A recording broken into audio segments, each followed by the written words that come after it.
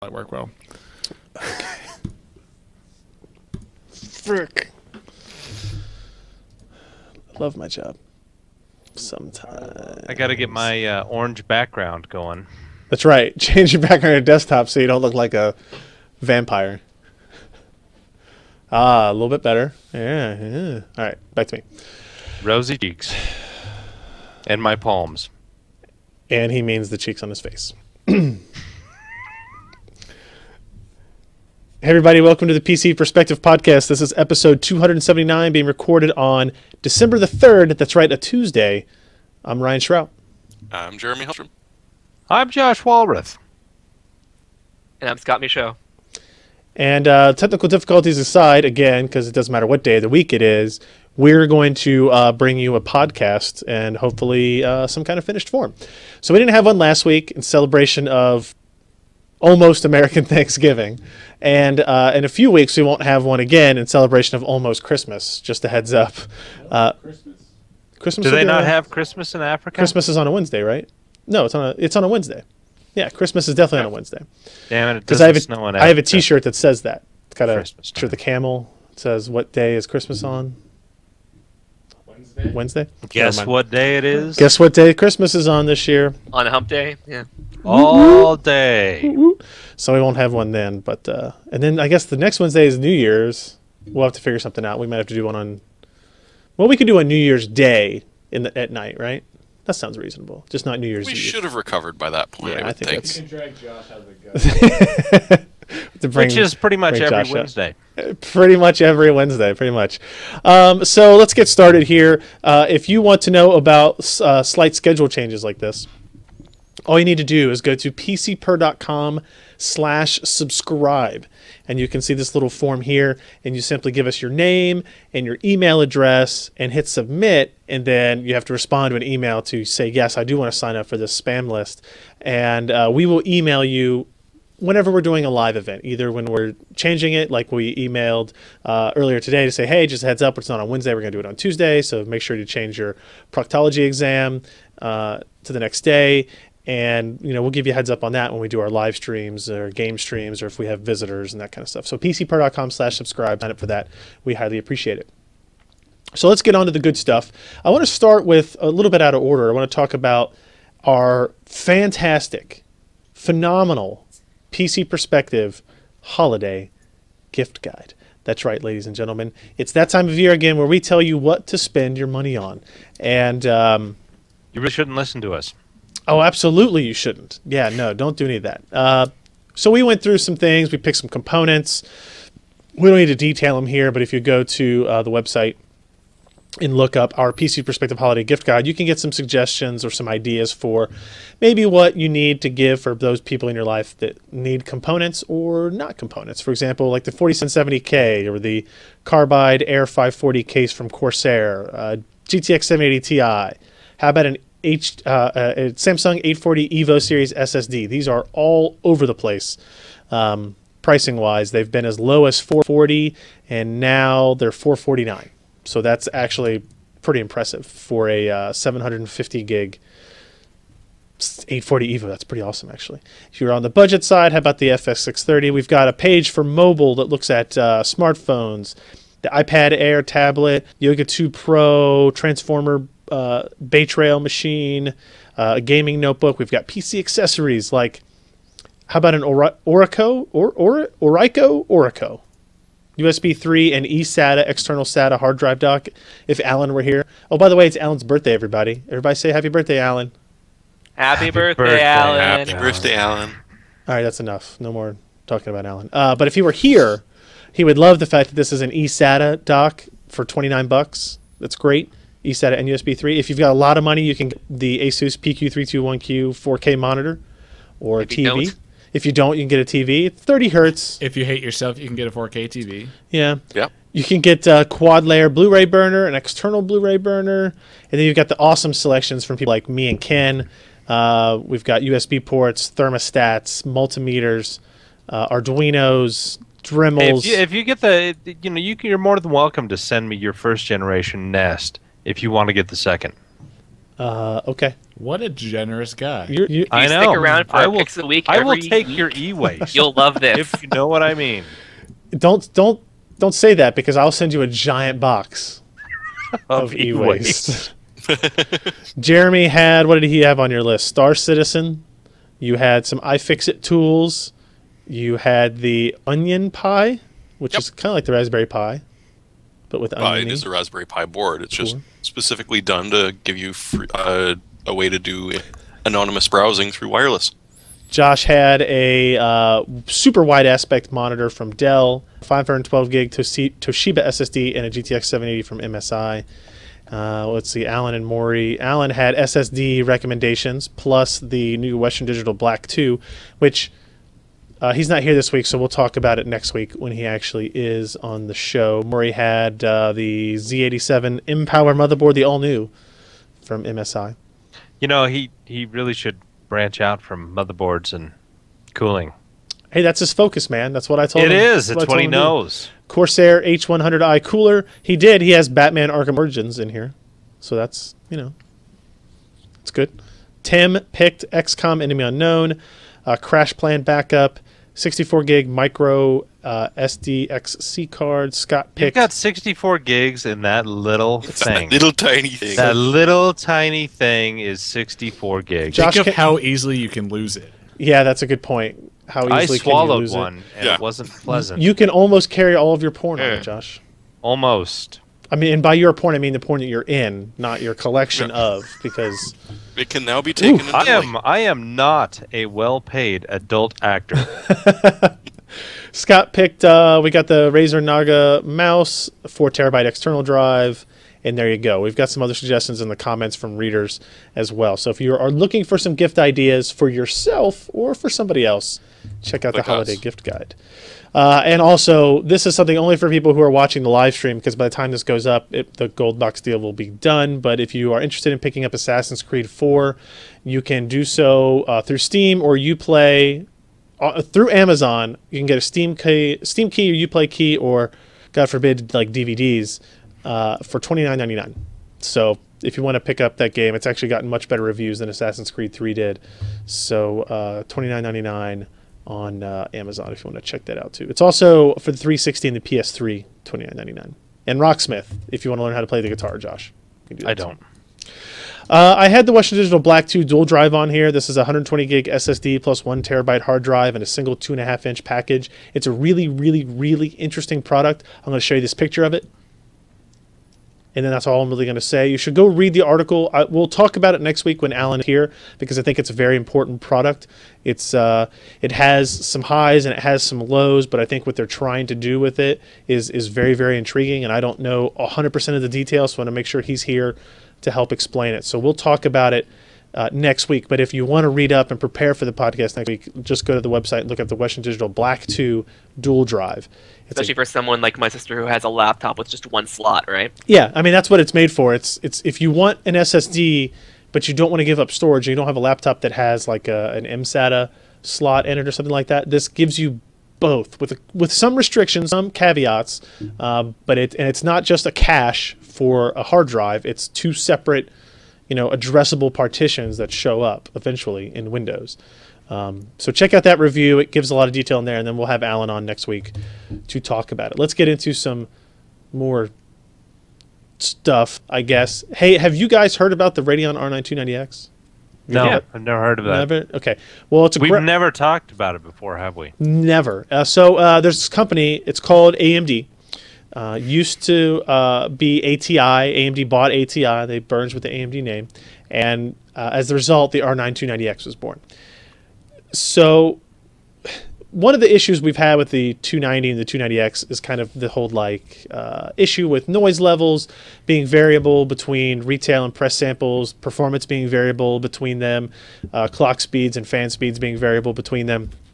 AMD kind of addressed some of it a couple of weeks ago by releasing a new driver, 13.11 v9.2, that instead of normalizing the fan speed percentage across all the 290Xs and 290s in the world, it normalizes it based on the RPM of those fans instead, which the issue we had originally was like 40% on one 290X was not the same as 40% as another 290X. It could be 200 or 300 RPM difference, which is huge, both in terms of what it resulted in performance and what it resulted in noise levels. So this new driver kind of fixed that. They normalized to fan speeds, right? So if you look at this graph, this right here shows fan speed comparison in Metro Last Light between a reference 290X, a reference 290X as being one that we got directly from AMD for our reviews, and the Sapphire R9 290X is just one I purchased and bought at Newegg, Tiger Direct actually, and ran through the test. So they're both running at about almost exactly 2200 RPM, right? That's great. The problem is this graph. Even though they're both running at the exact same fan speed, clock speeds are still pretty damn different. If you look at the green line up there, that is the card, the reference card I got from AMD, and the blue one is the Sapphire retail card. And don't kind of worry about those spikes that judder down really quickly. It's an odd data point in there that we'll have to do some more research and discussion on later. But what you should notice is that the green line is consistently higher than the blue line, and this is over 1,500 seconds of testing. This is 1,500 seconds, which is what, 25 minutes of gameplay. The first thing you should notice is right up here. Both cards, until we hit about 160, 170 seconds, which is, we're talking about almost 3 minutes of gameplay, are staying at 1,000 megahertz, right? And then the blue card, the Sapphire retail card, drops. And it drops pretty darn quickly until within 200 seconds we're under 900 megahertz. If you look at the green line, it stays at a gigahertz until almost 250 seconds. So right now you're talking about more than 4 minutes of gameplay. And what's interesting is that if you look at this area here, for the most part, for most reviewers, for the longest period of time, we would simply start up a game, run a test, exit back to Windows. Start a game, run a test, exit back to Windows. And the problem with that is you get in this loop where you get to stay at that 1,000 megahertz level, and it would, the GPU would heat up some, but it would start to cool down. It would heat up and it would start to cool down. If you do a consistent, sustained gameplay scenario, which is what gamers do, as it turns out, that's not what happens. So, now what we're doing with all graphics card testing is these long warm-up periods, and this is a result of a very long warm-up period. So we had kind of already settled internally on 5 to 7 minutes of gameplay. We might extend that a little bit further just to make sure we catch all fringe cases. But you can see now, after 10 minutes, performance normalizes on both cards, but the reference card is higher. And how much higher? Over that whole period of time, you can see that the average clock speed of the reference card is 60 megahertz higher than the retail card that we paid actual money for. So that's kind of so you should buy green and not purple. You should buy green. Well, that's blue. It's blue on my screen. Well, I guess I need to screw with my chroma. So that's in the quiet mode. That's like the 40% fan speed setting or whatever from AMD. If you turn it up to Uber mode, which is 55% fan speed, which is much louder, you get these results, right? So now you're talking about both cards are essentially running at the same performance levels for the entirety of the test, 999 megahertz versus 996 megahertz average. But what differs now is that they didn't normalize the fan speeds on this. So now, even though they're both performing very well, the reference card's running about 200, maybe a little bit more than 200 RPM slower on the fan than the retail card to maintain those performance levels. And 200 RPM on this fan is going to be a noticeable sound level difference. Not earth-shattering or ear-shattering, rather. Your ears won't bleed? They will not bleed from it. It's not that bad, but it's noticeable. Like, it was noticeable enough for me to want to investigate Uber mode at all. Because when I turned on Uber mode on the Sapphire retail card, I immediately was kind of like, that sounds. I'm pretty sure that's louder. Let's turn on the sound level meter and make sure all this stuff. And sure enough, I mean, that was definitely the case. So. As it says here, the saga continues. I don't know what to really take away from this at this point. It seems like AMD is they're trying to fix the issue, but they don't really grasp why it's an issue. Let me say that a different way. They don't understand why we think it's an issue, I guess. Well, yeah, they definitely wonder why we think it's an issue, and frankly, from some of the comments, a lot of people do. But one of the things, a data point that came up at Legit Reviews, they went and they took a look at the BIOS. Yeah. And they bought the same Sapphire card you did. And went, okay, BIOS version's exactly the same, model number slightly different between the press card and the retail one. So they flashed the retail to have the same product code, and all of a sudden it was performing within about 2 to 3% of the press model. That's weird, right? Yeah, like, it is. It doesn't make much sense. But it happened. Let me be really blunt here. Does that mean they're cheating on purpose? Or is it, oh, our bad, there was something wrong in the BIOS that went out to retail that didn't go out to reference? Or is it possible that in order to get enough volume, they have to make 2 different types? I don't know. You know, Well, I it's really think it easy is for honestly one particular a model to variety. get fed a little bit more power. Say again, Jeremy, I'm sorry? I was just thinking it's very easy to set up a model that gets just a little bit more power. Yeah, Josh, go ahead. But that would increase the fan speed to be able to do that. Well, it would either I think- increase the fans. Well, yeah, because they unless did. they're lying about temperature setting monitoring, which I don't think Yeah. they are doing that. Well, you know how long these press samples are supposed to be around. I don't know. Yeah, that's true. You know, I think truly it is a variety of issues, and the basic thing that we have to deal with is the physics of a high-density transistor chip that has a pretty small die area as compared to the competing products. You've got to take that heat out of there. You've got to deliver power in a very even way. And AMD, well, I think pretty much anybody. You know, NVIDIA has done this as well. Oh, yeah. But they try to get away with the most minimalist power setup that they can so that they sell cards for the highest margins possible. Mm-hmm. And so I think a lot of this will probably be fixed by the guys who create their own Coolers. you know, PCBs, not just cooler, but especially the PCBs, because when you start looking at power phases, how to more adequately provide power without the huge spikes that, you know, fewer phases will entail, and plus better cooling, these things will probably be evened out, and we'll see some overclocked versions that will work exactly as advertised. But we're still about 2 months away from that.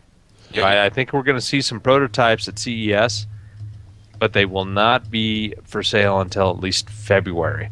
That's Because one there's thing I going to was- be some engineering that has to be done to enable better power delivery, because if you've got better power delivery, you're going to have lower chip temperatures, because again, you don't have those big spikes of when, hey, the GPU has, you know, it needs more power, and the phases are kind of out of sync with it all, and they provide a lot of power to it, and that raises the die temperature because of just, you know, well, it's you apply more energy, electricity to the silicon, and it creates, you know, Right. you've got resistance, I all that guess fun stuff. I agree that custom PCBs and coolers will help address this issue. My concern is still about the now. The people that bought their cards already or are going to buy cards before, you know, next year. And why is it that in our testing, in Tom's Hardware testing, in Legit Reviews testing, that the retail cards perform under the sampled cards, and doing something simple like changing the BIOS drastically changes it? Is it I think Durs makes a good point. It's essentially like AMD was Jason Kidd spilling a drink on the court. Well, he got fined $50,000. I don't think they want to get that, right? And this I guess this is their own type of fine, as people like us and Legit Reviews pointing these things out. And it, even if it's not like a super negative thing, it certainly comes comes off that way, right? And remember all the issues that AMD had where they denied the problems with their Crossfire and they ignored it and they tried to brush it under the rug. And, you know, Scott at Tech Report questioned, are you going to be able to trust this company going forward if something else that is highly, highly unmeasurable comes to light? Are they going to be able to fix it? Are they going to fix it? And this is one of those instances where they need to come up and they need to fix it. And I think the way you fix it, and I think this kind of explains a lot, is since our first review of this card, the 290X or the 290, it was that AMD needs to set a minimum clock speed. They need to set a base clock speed. They should not be advertising this up to 1000 megahertz bullshit, because that's what it is. It's crap. No card in a gaming situation is going to stay at 1000 megahertz at their default settings, whether it be the 290X at 40% or the 290 at 47% or whatever you want to call their fan speeds now. And even though NVIDIA has variance in their GPUs, they're much more upfront about, here's our base clock. In a gaming situation, you will never drop below this. And here's our typical boost. This is where we think we are staking a claim. We are putting our word behind it. You'll be able to hit this clock most of the time in typical games, and a lot of times we see it higher than that, and every once in a while you see it lower than that. But AMD has kind of just said, it's 1000 megahertz, and all the spec sheets say 1000 megahertz and up to, and all this other stuff that doesn't mean anything, when clearly, if you look at this graph, the retail card we're running at is 869 megahertz, which is 130 megahertz lower than 1000, which is 13%. Math is hard, right? In terms of clock speed, it's 13%, but overall performance, how much is it? Compared to what? Compared to if the GPU ran at 1000 megahertz? Yeah. I bet it's 10 to 12%. And in games that scale with GPU clock, which is most of them, maybe you should test that and actually see what. How do I get a GPU? I guess I could test Uber. You can. Well, I mean, I'm doing that. You've been able to, normalize the retail versus the press. Now, no, you can do that already. Just take somebody benchmark Uber mode versus not. Yep. Right? Well, yeah. Because Uber mode, actually. you're getting much louder, but you're running at 1000 megahertz versus more reasonable sound levels, still fairly high, but reasonable sound levels at 869 megahertz, right? And that's a lot. Yeah, this so is just come out and say it. Buyer beware type situation. Or it could be sucks. spun in a way of being like, hey, if you get up to 1000 megahertz, we'll cover it under warranty. It's supposed to happen like that with settings. You don't have to overclock it. If you want to the fan at this setting, it will go to 1000 megahertz. Right. That's one way of saying it. But then you have to the point is you have to say under default settings of what we consider sound level, it's not going to hit that for. Right. I mean, the problem that I have and the issue that it creates is that I think that R9 290 is a freaking great card. Like, its performance level for $399 is awesome. It just annoys the crap out of me that the company can't admit its detriments, right? That it's not really going to hit 947 megahertz most of the time. But look at how great it performs, even when it doesn't, right? That's what you should be bragging about, right? And just be upfront about all these other issues. And people, at the end of the day, what people care about is performance, right? So all this, the clock speed comparison is kind of secondary, except that if the clock speed is 60 megahertz difference, there's going to be a performance difference. Whether or not it's 1%, 2%, or 5%, it's tough to say, right? It's not tough to say, but it requires more testing. I mean, it's a 6.5% drop in clock speed from the sample to the retail card. 6.5%. We make purchasing decisions, like which card is better, the 780 or the 290, based on 6.5% all the time. I gotta ask though, it's kind of a bit of an elephant in the room that normally talked about, but I do remember about 18 months ago, AMD let go a lot of people, and I think most of it was from PR. So, have you seen, is it possible they might just be understaffed in that? Yeah, section? I mean, part of it, but this isn't man hours of work. This is making the right decision. You know, this is having, and I think AMD has done a good job recently of bringing the right people back to the company that are going to help. That's what I was wondering. I didn't know. I haven't heard anything about them bringing people back. Doing things like fixing Crossfire and maybe fixing this, right? So when I was at the APU 13 event, I talked with Raja about this specific thing, and we had a pretty frank discussion about it. And I came away with the fact that nothing that I'm telling you here is a lie. It's not what they want us to talk about necessarily, but that nothing I'm saying is wrong or incorrect. So it's just, it's one of those things like what I would love to do is buy 30 of these graphics cards and show the results from all 30. And AMD swears to me when our first article came out about clock speed variances that, oh, no, we see ones that are fan speeds are running higher as well as ones that are running lower. And nobody I've talked to that has touched an R9 290X had ever seen one run higher than the expected fan speed. So there's a lot of that stuff that you just kind of have to take AMD at their word, because I don't have 1,000 cards worth of data that they say they have. Let me just posit this, and it's not a positive thing. Okay. Am I even with you guys anymore? Yeah, Yeah, you just got back. Really? That's nice. I've got all kinds of dings. I had a blue screen. Go Oh, you did? Nice. It's it spreading. was pleasant. We're spreading it through the internet. Good luck. It scared me. I think we're going to see this a lot more, because the variances between chips, it's just going to happen. I mean, we're talking 15, 20% between chips. Even though they work, you've got, this is 6.5 billion transistors, or 5.4? I can't remember. Do you know offhand? No. Okay, it's somewhere in the multi-billion transistor type range, multi-billions. And you're going to get some extreme variances just because your design is now so infinitely more granular than when you're dealing with 115 million transistors, where you could say, hey, we can go in between these clocks, let's fudge it down to this way, we only lose 2% performance. But now you're dealing with multi-billions of transistors. And you're like, okay, this chip works great at this speed, but this one doesn't work really very well at all. But down at this speed, it works really good. And we could sell it, but what do we sell it as? How are we going to market this? Yeah.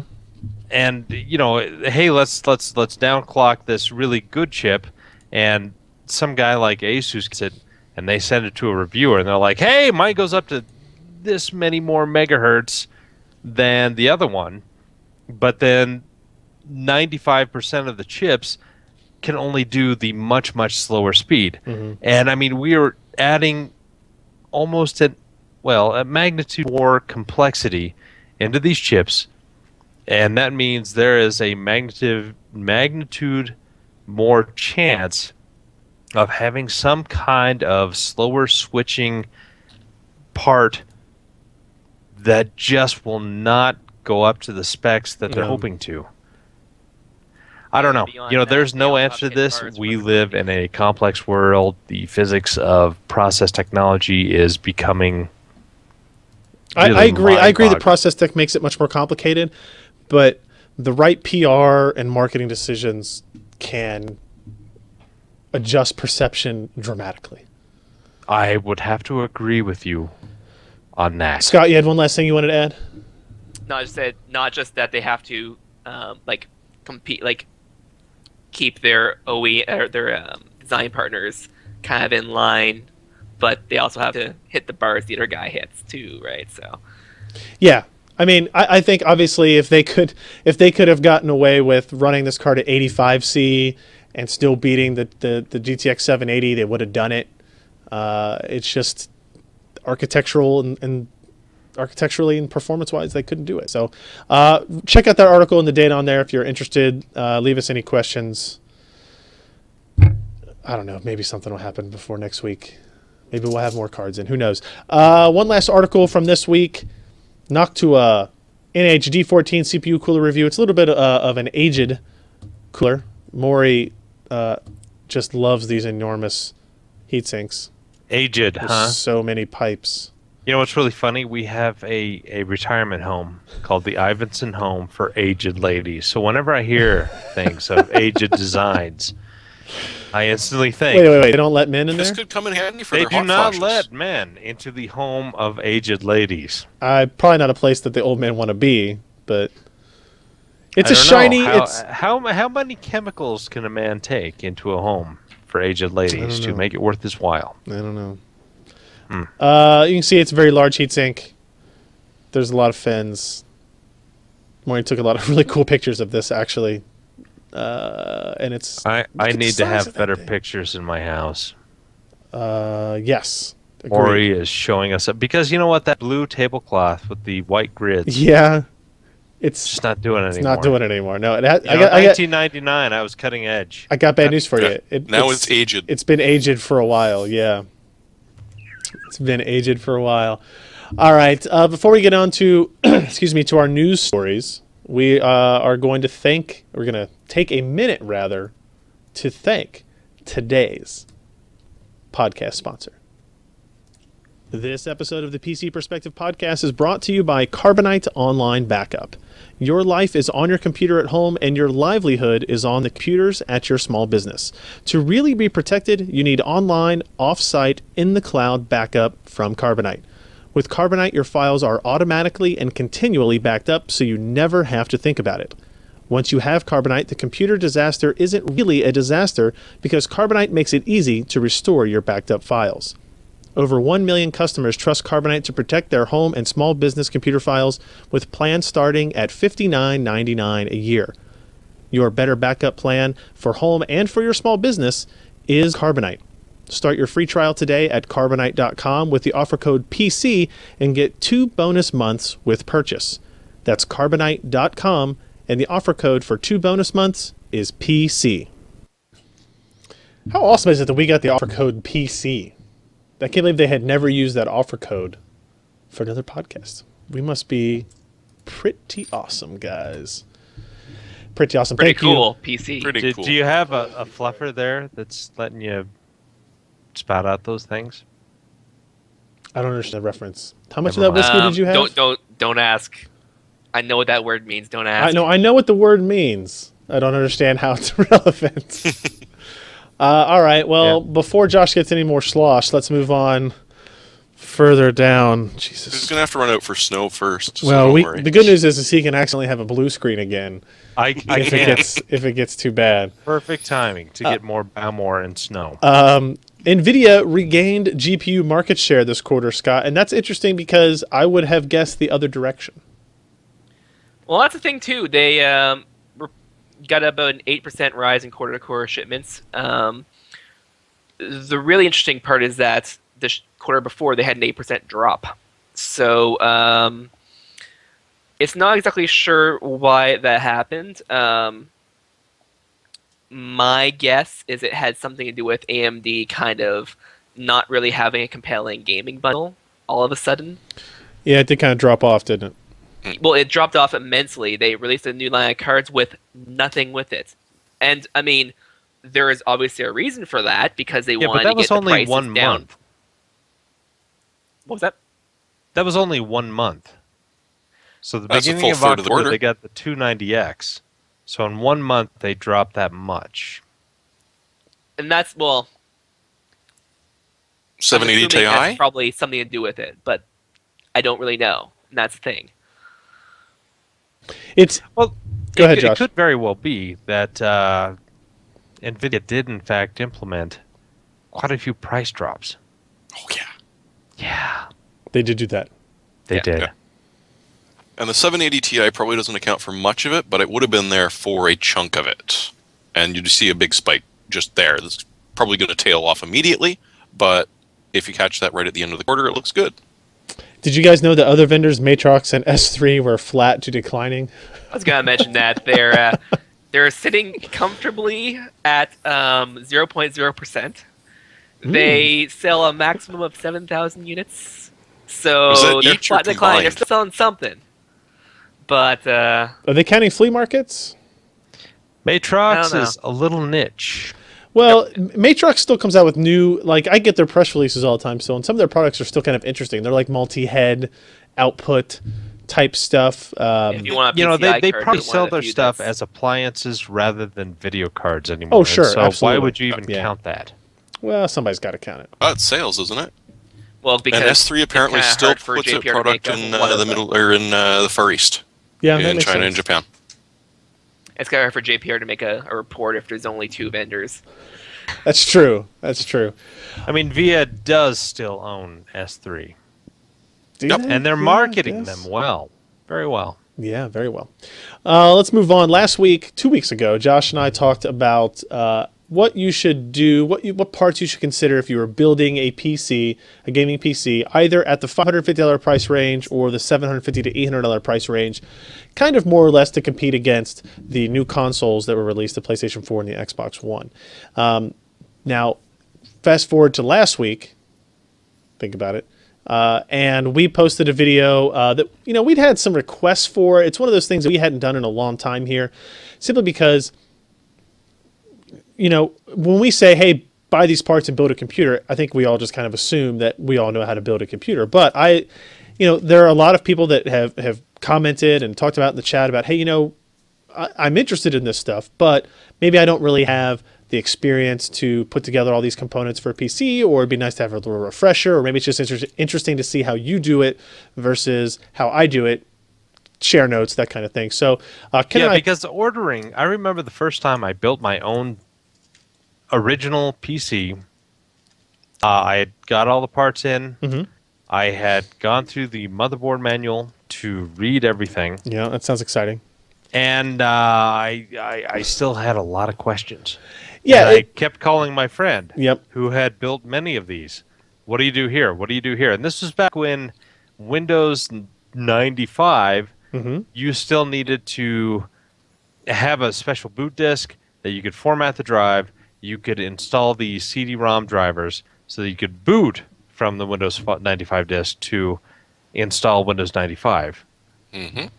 And it was Yeah. a complex procedure at the time. I remember going with I worked at Electronics Boutique, or no, I didn't yet. I was just a frequent annoying visitor to Electronics Boutique, and there were a couple of guys that were, I don't know, 3 or 4 years older than me that were going to a computer expo? Not an expo. I guess that's what it was. Like just a convention hall in Northern Kentucky where they just had all these different vendors selling stuff. And I remember walking around with them and having no idea what any of these parts were and how they all went together. And I went back to their house and kind of watched how they put together this computer. And it was completely astounding to me how it all worked. It's much more simple now, but still, if you've never done it, or you've never seen anybody do it, you might have a lot of questions. So we put together It's this video. intimidating. It is, Because especially when you know you've how got many pins are on a stinking AMD processor? 939. Yep. Something like that, I yeah. was about to say. So we put together a video, how to build a gaming PC to beat the PlayStation 4 and Xbox One. We use pretty much the components that we picked in our $780 to $800 gaming rig. If you go here, you can see all the parts that we used and find links to buy the same or similar parts if you want. And we did a video where I built it from start to finish, right? Got the case, had all the components out, processor and the motherboard with the memory, with the heatsink and the case and the hard drive. And it all went, I think, surprisingly well, actually. I think it booted on the first Considering you weren't attempt. blindfolded or I anything. wasn't blindfolded this time. And then we followed that up with another video where we talked about the other part of it, which is after you get the physical components together, how do you actually install the OS and actually, you know, get a game on it nowadays, right? Nobody wants to go to GameStop and buy boxed PC game anymore. That sounds dumb.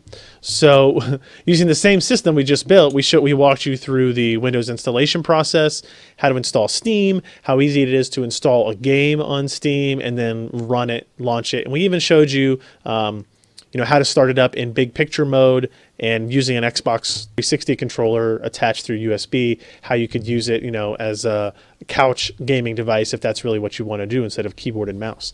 And I think, you know, we're talking about a 21-minute video that we did that shows the OS installation and Steam installation, and a 49-minute video that we made for putting the whole PC together. I'm sure we cut out a little bit of it, like we sped up where I was putting all the screws in the motherboard, and we skipped through a couple of places where you're waiting for Windows installation. But other than that, we went through pretty much every step one by one, and I think you'll find that's pretty easy. So if you are listening to this and have never built a PC, you can either go to these videos, just search on the website how to build a gaming PC, or you can go to pcpro.com/leaderboard, and you can see all those different components listed there. And actually, Jeremy, it might not be a bad idea to maybe link to these 3 articles with those videos in that subtext on that page as well. So Not a bad idea. so even if you don't want these parts, maybe you've got a bigger budget and you want to make sure you're building a PC that's going to last you for a little bit longer in terms of performance levels, you can do that. And most of the steps are going to cross over. And I try to make points or make points of where it might differ, like when installing the processor for an AMD versus an Intel platform, that type of thing. So check that out if you're interested. If you already know how to build a PC, maybe your friends or family are interested in it and you don't have the patience to show them, maybe you show them these videos first and then have them call you if they have any additional questions. So that was a fun little project. Do you remember the company Oak? I don't know. Does it? Oh, yeah, they had the Oak generic Atapi drivers for CD-ROMs. Okay, So okay. whenever you load it up, Thank you. Now I feel nauseous. yeah, Oak. And in fact, I think if you look around with Oak, didn't they have the guys that did Glaze 3D made a chip for Oak? I think so. Don't know. Oh man, that's like Yeah. 1995. Oak CD-ROM.sys. 96. That's exactly right. Oak. Oh yes. Ugh. Editing Screens bat files. I'm so glad I don't have to do that anymore. Yeah, it's Sys files. yeah. Boot from BIOS with your drive rather than having to use a floppy, format your drive, and then put the Oak generic Atapi drivers on Yep. there so you could see your CD-ROM. All right, let's run through some more of these news stories. Back to the 290, 290X. Apparently, some R9 290 cards can flash to a 290X, Scott, and this would actually allow you to increase the shader count on your GPU. Yep, that's actually right. So apparently, it was certain OEMs and certain shipments within them, but some of them were actually apparently like full 290X cores, not laser cut. So everything was just enabled, but they locked them down in software so they could sell it at the price point. And someone found out, and someone just happened to have access to a BIOS from a different card. They put it in, and it just ran. And it unlocked extra shader cores, went full speed.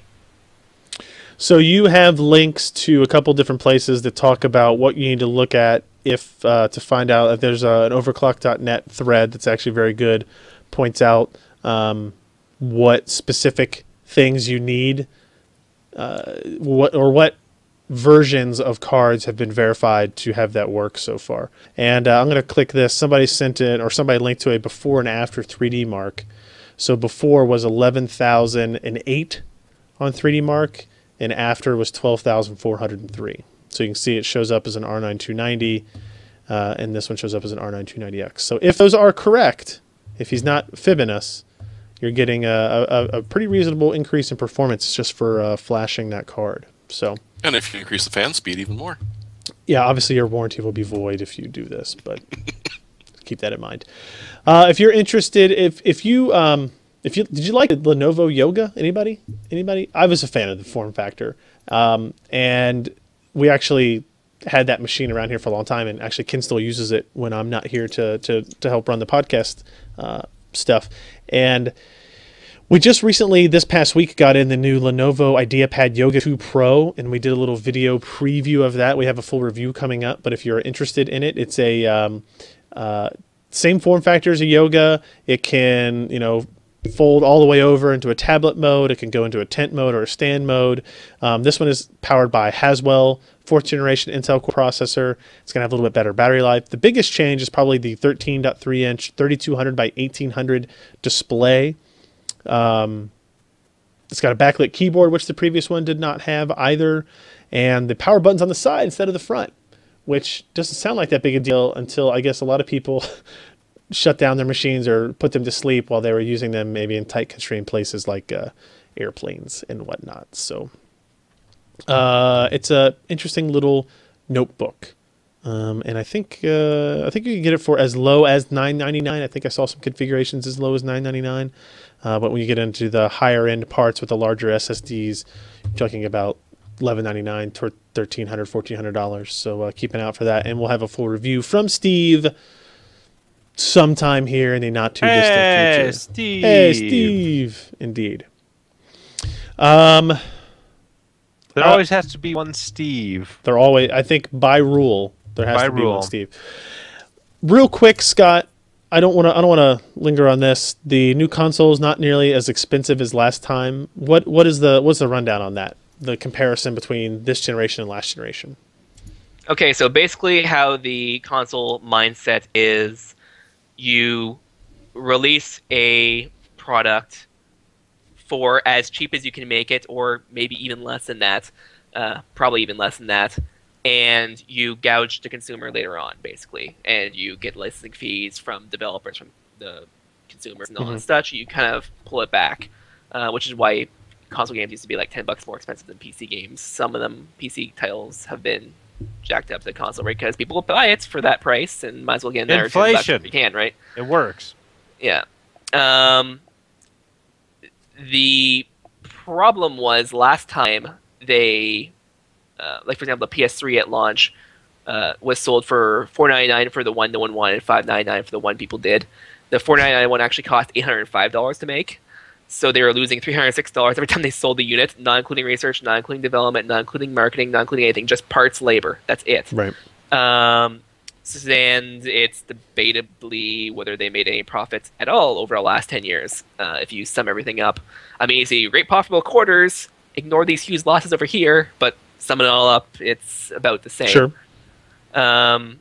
So it's pretty clear they don't want to do that again this time. So if you actually look at what the Xbox 360 sells for, or Xbox One sells for, is $499, and it's right about there. It's about like $475, I think it is, for parts, labor costs, not excluding marketing, stuff like that.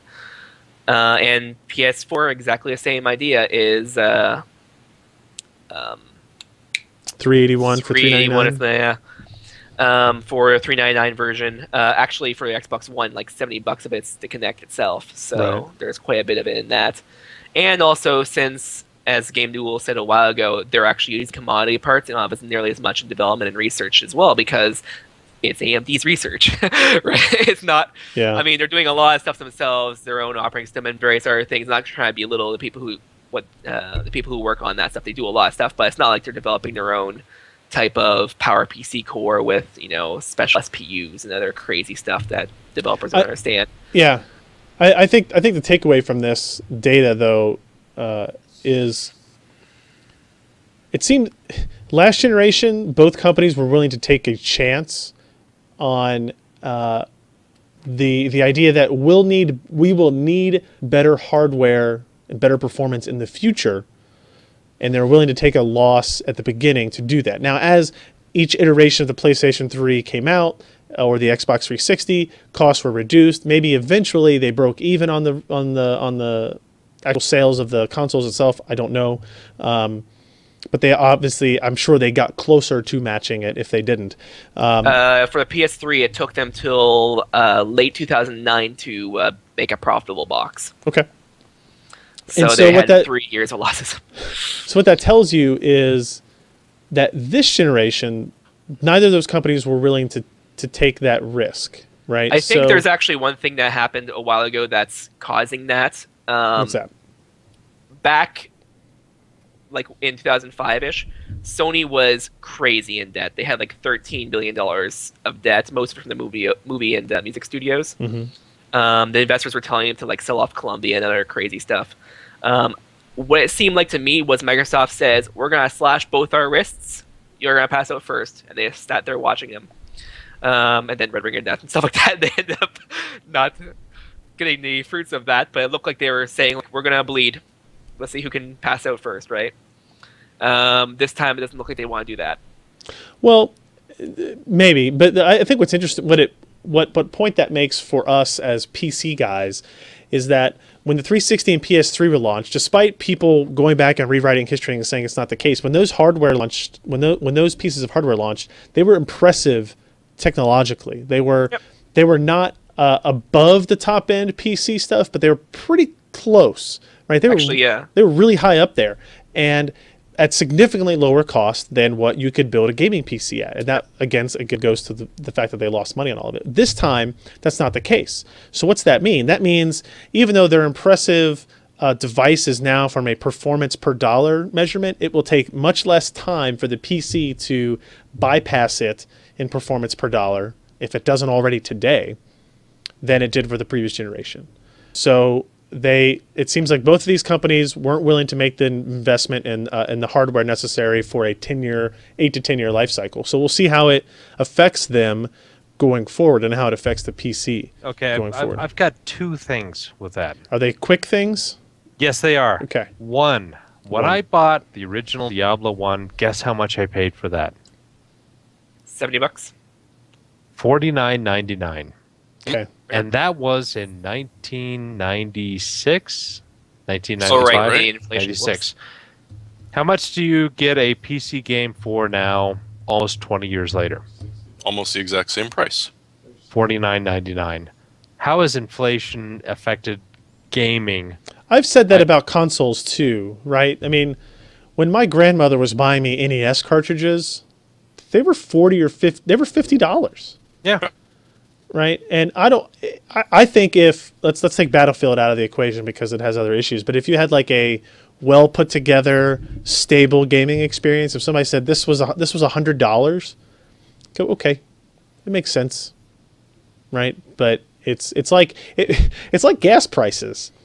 People don't understand that gas prices should be going up over time, and that they flip out because it's so crucial to their lifestyle. And for gamers, buying a new game is crucial to their lifestyle. So the fact that it might go from $50 to $70 to $80 over the course of 2 decades is mind-numbing to them. So, yeah. Because gas in that same time that I was buying Diablo was $1.34 a gallon. Yeah. And now we're at $3. Yep. So if you kind of look at prices of pretty much everything, a stinking jar of peanut butter. It's the same thing. It's gone up increasingly so over life. Now, with video games, certainly they have a larger market, the same amount of work to go in for that $50 price, back in 1996. They have 4 to 5 times, if not more, the audience that addressable is willing to market. buy that. Yep. Yeah. Well, arguably the price has gone down. Yeah. There was no such thing as a Steam sale back in those days. You did not buy discounted games unless you waited for 2 years. There were news groups. I tried to buy Spaceward Ho 10 years after it was released, and it was the same stinking price. Ah! Yeah. Anyway, and the second option, thing I was going to talk about is what is the difference in visual quality between a $200 video card and a $500 video card at 1080p right now? Not very much. So yeah, why would Sony invest so much more, or Microsoft invest so much more to get a better experience? At the same token, everybody has a 1080p TV, but they don't have a $200 video card in those consoles. $120 CPU and GPU combined. Right? They don't even have the visual quality of a $200 video card. Right? Well, the PS4 is close. Maybe it's 2 gigaflops or 2 teraflops. No, it's 1.84. Yeah, but you're also programming closer to the metal. No, I get it.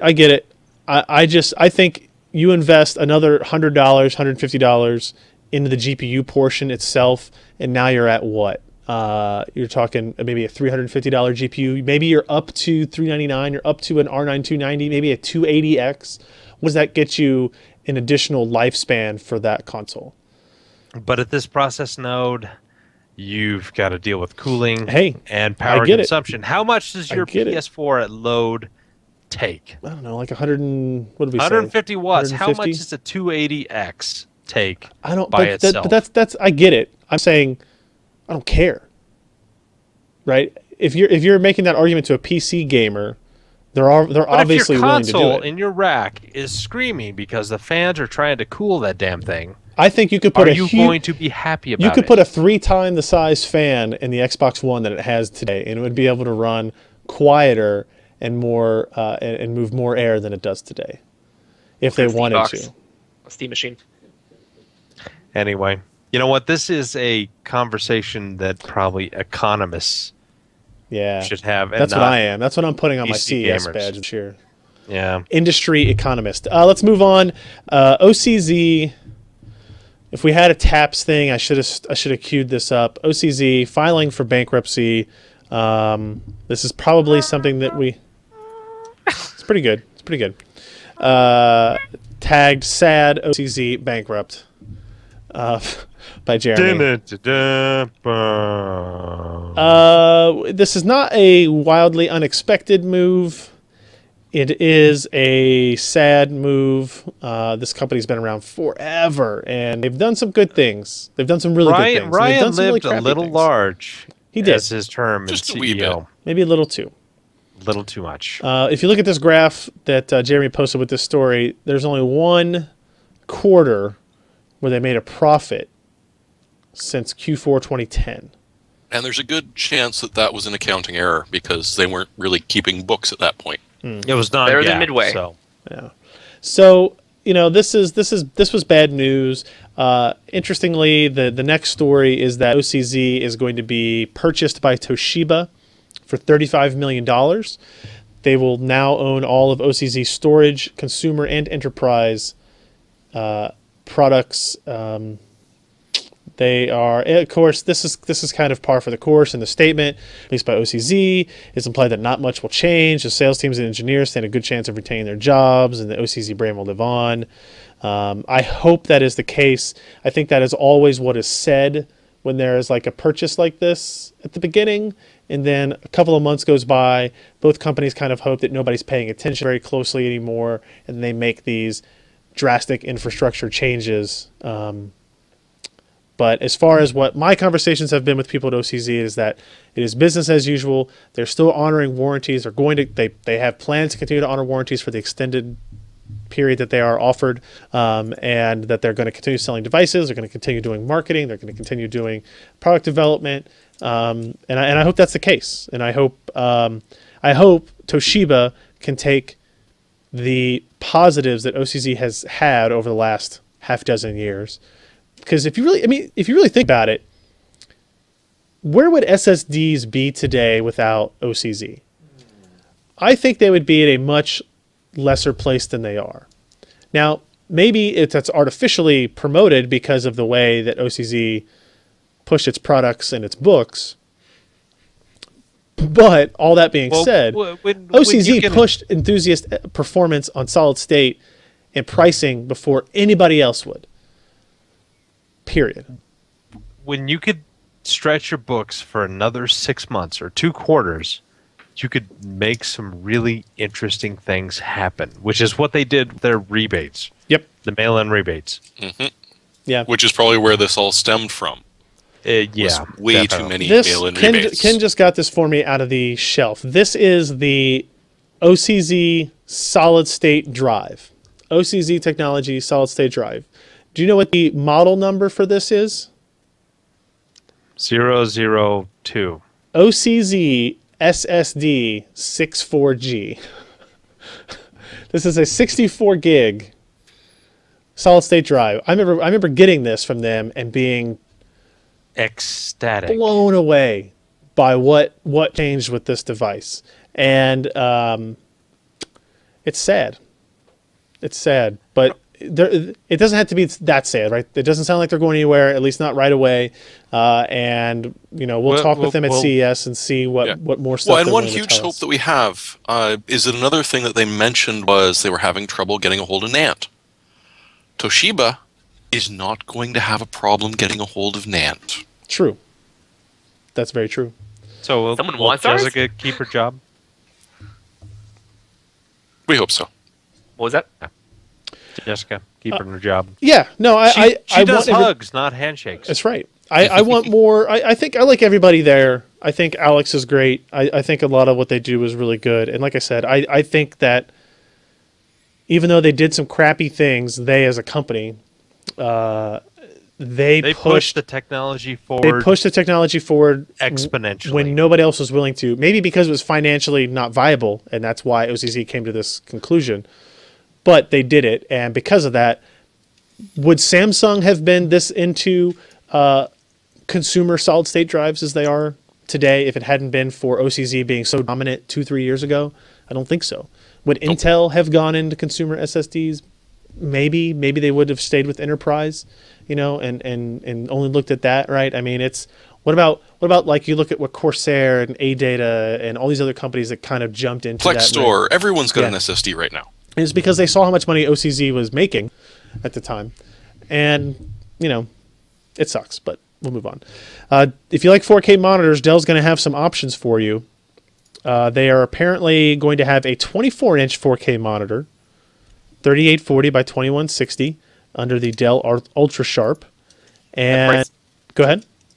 Once again, the price is supposed to be substantially lower than what you would see out of like the Asus one or whatever. Yeah. It's going to be like $1,400, which is not too bad for a professional 4K monitor with supposedly 99% Adobe RGB, which if you are dealing with print or anything like that, it's roughly the color gamut possible with color printers, which is pretty good considering, I mean, like I said, this thing here is a fairly decent professional monitor, and it had 74% coverage. And it's not like I cheaped out on it either. It was a few grand, so this is... They also said that we're expecting a 28-inch, is that right, for about $1,000 or under? Yeah. Under $1,000? That one is not going to be a professional monitor, apparently. So what? It's not part of their... at the same point, too. Like, who cares? That's awesome. If you can get me a 4K 28-inch panel for $950, even if it's $999. That supposedly can get... That's awesome. 60 frames per second if you use MST. Yeah. And they're also going to have a 32-inch model. They already do have a 32-inch model that's basically the same as the Asus and the Sharp. So, well, see if you can hit up John McAfee for one. No. This was Dell Belize that we found the story at. Oh, really? Yeah. Yeah. Great. Awesome. We'll look for them at CES as well and see if I can just walk off with one. You never know. NVIDIA launched GeForce Experience 1.8. Added some interesting things. You can now optimize for performance versus quality when you're having it do its optimization of your game settings. That's actually really cool. And then they didn't make any changes to shadow play, did they? They did. They did. In Windows 7 they did. Well, they did one for both and one for Windows 7 only. Windows 7 was limited to 10 minutes because that was 3.8 gigabytes, and that's a pretty harsh limit in video file sizes. I can't remember which one I think it's with H.264, the container itself. But so now you can actually split it amongst multiple files on Windows 7, and it would just work. So you can shadow play the last 20 minutes as if you had Windows 8 without, the mouse lag or whatever. What did they add to both of them? And to both of them, they add the ability to record your microphone as well, so you can actually do some showcasting or whatever. Sweet. Still no Finally, Twitch. That's what everybody needs from me. The other thing that they changed was if you have a shield, we have a video of this recorded today, but we didn't get a chance to get it up before the podcast recording, but I'll have it on the website tomorrow, is if you have a shield, you can now play NVIDIA Grid games as an open beta, more or less. So it's 8 games. It's like Darkstalkers 1 and 2. There's 2 Street Fighter games. There's... What am I missing? I don't know. There's 8 games total. There's an Alan Wake, and Ken's not paying attention. But what was the other game I was missing? No, never. You definitely weren't paying attention. So you can play those. You can try out the streaming service. It basically streams from servers in Northern California, which is why they recommend you be from Northern California. I am not in Northern California. I'm in Kentucky, and it still worked fairly well. And you can check. It runs a bandwidth test, it runs a latency test, gives you those results, but you can still kind of push through and give it a shot, which we did. And I'll show you those results on the website as well. So look for that video. Was it better than OnLive Northern California? I don't know. It's been so long since I've used OnLive, thank God, that I don't. Besides, you had to hack it to be able to use it because you were outside the area. That's right, I was. That's right, I was. So it worked. Preview, it works pretty well. It's not perfect. I can notice some input latency with like the fighting game, and they didn't pick any first-person shooters to demo Grid on Shield with. So there may be a reason behind that. But for the games like Dark Stalkers, which is kind of like a Zelda clone. I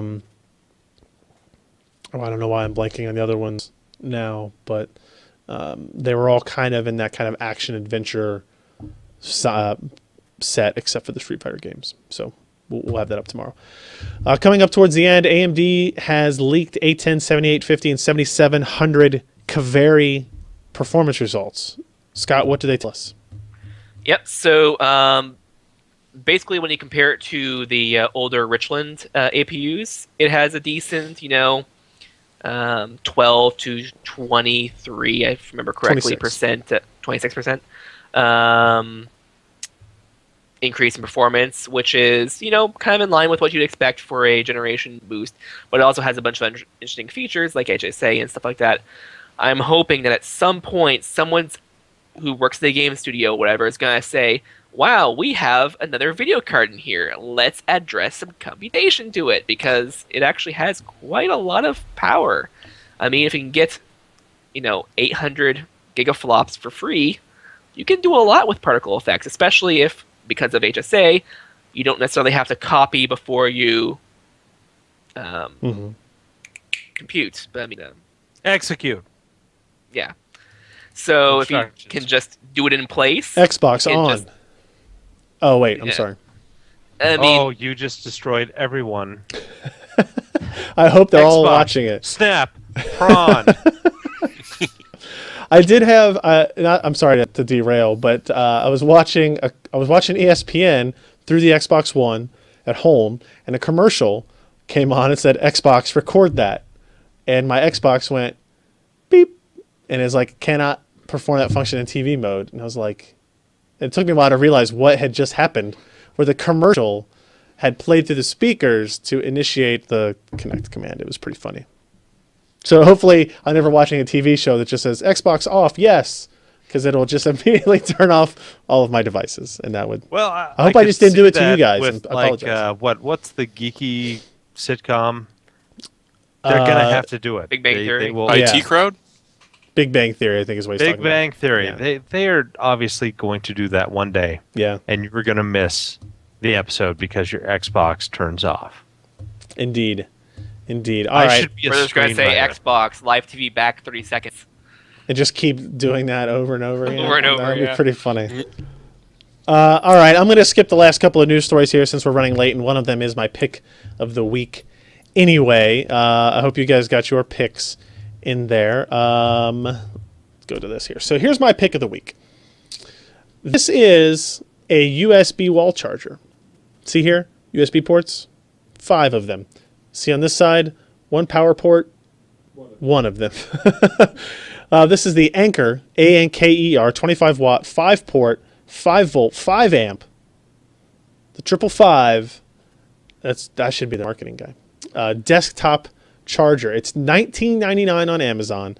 It is what I've been trying to find is something that will charge USB devices at higher amperages than most like this. This I bought was way too expensive. I'm going to try to return it or burn it, one or the other. Used it as a shot put or a hammer throw? Yeah. It's not that heavy. It's just got magnets in it. Really looks like an old style modem cross connector. It could. Well, Yeah. here's what you should do. You should measure that throw by how long you stretch that Cat 5 cable from the old office to the new. All right. Okay. I still got that cable, so we can do that. Okay. So this was only that the black hub that I hold up was only going like 0.46 amps. This one has like I don't like the labeling on it. The top one says, if you look at the picture again, it says for iPad, for Samsung Tab, for iPad, for iPhone, for Android. And that's dumb because it's really, let me zoom in a little bit here. Here you go. For iPad, for Samsung Tab, for iPad, iPhone, Android. Really what it's telling you is how many amps each of those ports is rated at, right? So the 2 iPad ports will go up to 2.1, the Samsung Tab is 1.3, and the iPhone and Android ports are 1 amp each. And if you do the math, you realize that that is higher than 5 amps when this is rated at 5. So if you hook up all 5 ports, they're going to decrease accordingly. I still like, ideally, I would like something that is all 2 amp, because they're still up to 2 amp. If you hook up your phone to the iPad port, it's not going to burn it up. It's only going to draw an amp. We used our PortaPal from our pick a couple of weeks ago to measure that. But we're talking about, this is a 25 watt brick, right? So maybe give me a 50 watt brick, give me a few extra ports, make them all 2 amp, and we'll be good. But for $20, this is going to be in my travel bag with me now, right? So this way I won't have to worry about taking multiple. We'll take this to CES. Everybody can charge their phones and their cameras and whatever, and we'll be... Because you know what? You'll take as many amps as possible. You'll take them all. I want all the amps all the time. Jeremy. Well, Alan a while ago sort of recommended the IOSafe N2, but you know, one of the things it said was that it would survive a fire, and so I wasn't completely convinced that it would live up to its name, and Alan, no matter how much we asked him, wouldn't test it. Punk. It took a bunch of Canadians to actually use this as a proper way to heat hot dogs. They set the thing on fire, let it go for a while, at least long enough to cook up a few hot dogs, and then left it outside in the sub-zero temperatures to really quickly cool it off, plugged her back in, and guess what? It works. So yes, this is actually something, if you are actually concerned about disaster recovery of storage, that you can trust. It has been sitting in the middle of a fire and then immediately very quickly cooled off, like say if, you know, CO2 had been blown over it, say, and had no problems whatsoever. So definitely a good pick if you are concerned about disaster recovery. This video just made me realize that Alan was a wuss. This storage is on fire. It is. Yeah. Josh, your turn. Gosh. Okay, you know what? If it wasn't for Black Friday, I would not be playing this. Okay. Black Friday came out. Battlefield 4, half off. The little banker inside my head said, you know what? You can afford this. And so I got it. Battlefield 4. Look for more sales this month because they like people to play. They want people to get interested to buy more expansions. They want people to be interested to buy then why do they make premium. it crash all the time? I don't care. It was a lot of fun. I was smoking people. Actually, people were smoking me, but it doesn't matter because it's still fun. It looks good. There's neat maps. Apparently, Windows 8.1 is going to install. We have 14 minutes to finish the podcast. Oh my God. Okay, so Battlefield 4, I still think it's a good pick. Yes, it has issues. Hopefully, they'll be fixed.